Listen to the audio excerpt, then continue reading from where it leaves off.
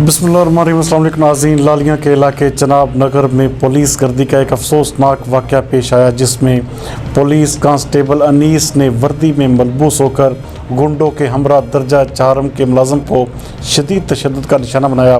ہمارے نمائندہ افسوسی شیخ خرم عباس کے مطابق عمران ہرل، جو کہ T I boys high school جناب نگر میں درجہ چہارم کا ملازم ہے، اسکول میں بچے کو ڈانٹنے پر پولیس وردی میں ملبوس سپاہی انیس نے چند افراد کے ہمراہ، جو کہ اپنے ڈیرے چمن عباس پر موجود تھا، اس پر جان لیوا حملہ کر دیا۔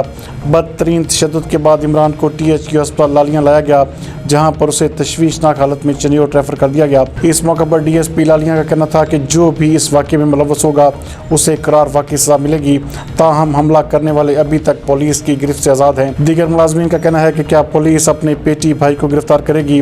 یہ ناظرین ابھی تک ایک سوالیہ نشان ہے۔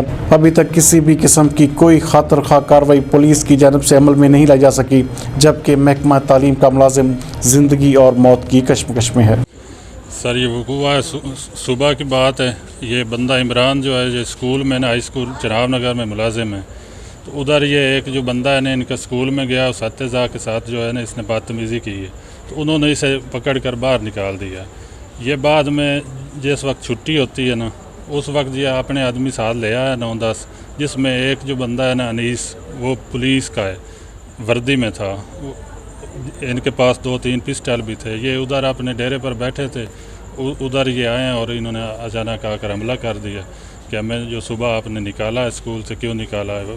اس بات کے اساتذہ، ہیڈ ماسٹر صاحب سب گواہ ہیں کہ اس نے آ کر پہلے صبح جو ہے نا اسکول میں آ کر بدتمیزی کی ہے، اس جو انہوں نے نکالا ہے اس کا بدلہ لینے کے لیے وہ بعد میں انہوں نے حملہ کیا ہے۔